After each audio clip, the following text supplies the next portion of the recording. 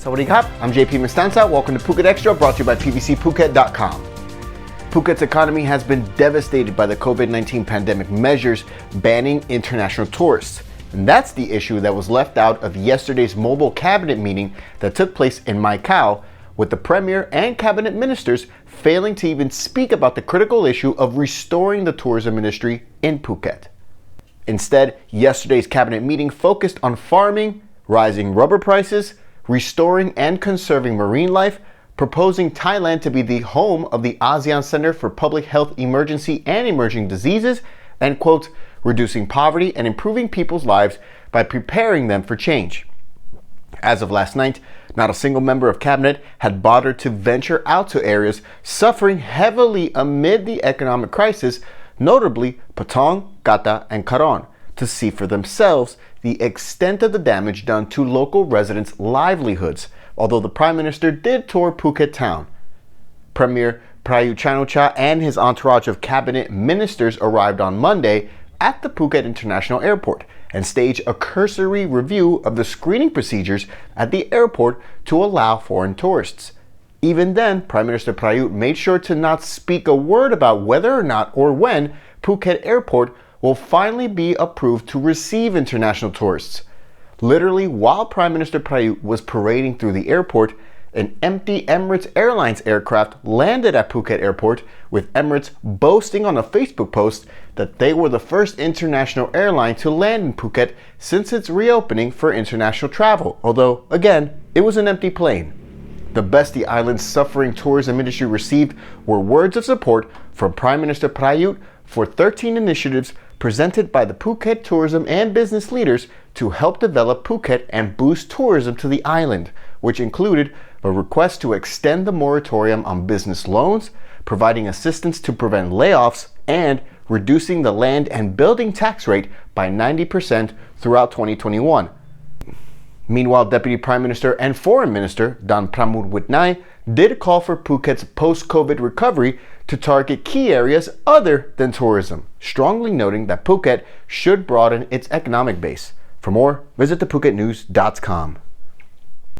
During the night, while Prime Minister Prayut Chan-o-cha and the cabinet ministers were on the island for the mobile cabinet meeting yesterday, iconic buildings in Phuket town were lit up with laser light messages in Thai, blasting the minister's visit to the island as nothing more than, quote, window dressing.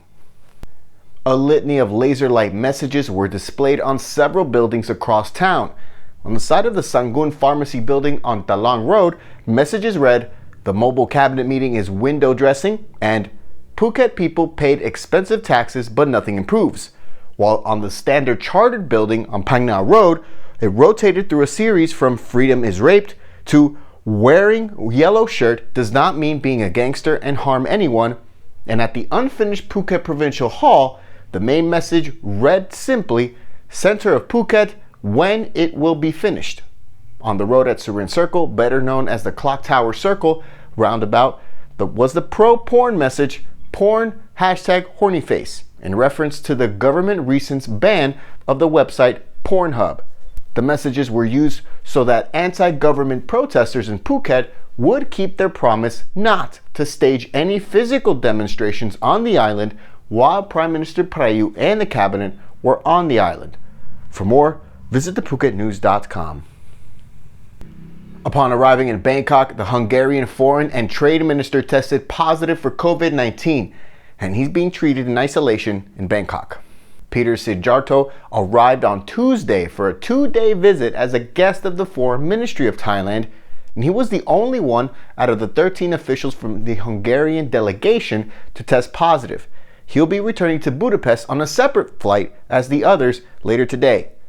Meanwhile, 7 new COVID-19 cases in Thailand today, all of them once again people who recently arrived from abroad, including 3 Thai nationals and 4 foreigners. The new total is now 3,804 cases, with 95% of patients recovered, and the death toll remains unchanged at 59. Phuket Extra will be back after this. Join the Race of Legends, Laguna Phuket Triathlon on Sunday, 22nd November. Test yourself across the amazing swim, bike, run courses around Laguna Phuket, now including a sprint distance triathlon and the first time Laguna Phuket duathlon race. Welcome back to Phuket Extra. The woman at the center of the child abuse scandal at a Bangkok school, Kru Jum Proprong, she's now been handed over half a year prison sentence by the Nonthaburi Provincial Court.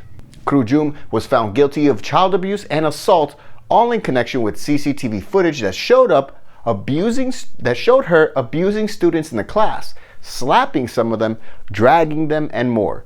She's being sent to jail for 195 days. The evidence prompted parents to file 7 complaints against her, with other teachers also seeing legal action taken against them. Parents have launched a class action lawsuit against the Sarasa school, which has now become a symbol of the institutional abuse in schools. For more, visit thephuket.news.com. 99 is a lucky number in Thailand, and embattled airline THAI Airways is looking to cash in, launching a campaign for their auspicious flight over 99 sacred religious sites on November 30th. Dubbed the Thai Magical Flying Experience, the national airline says it would be a 3-hour flight across 31 provinces, with passengers receiving religious souvenirs, an amulet, and a prayer book. They'll also offer passengers on board chanting in the sky with a famed astrologist. It's just the latest campaign by THAI Airways, months after declaring bankruptcy back in May due to the ongoing pandemic. And they've tried everything from pop-up restaurants to offering time on their flight simulators to generate revenue. Tickets for the 3-hour flight start at 5,999 baht for economy to 9,999 baht for business class. And that's it for Phuket Extra today, brought to you by PVCPhuket.com. For safe, secure, and soundproof windows, visit PVCPhuket.com. We'll be back tomorrow with all the news you missed. Until then, stay classy, Phuket.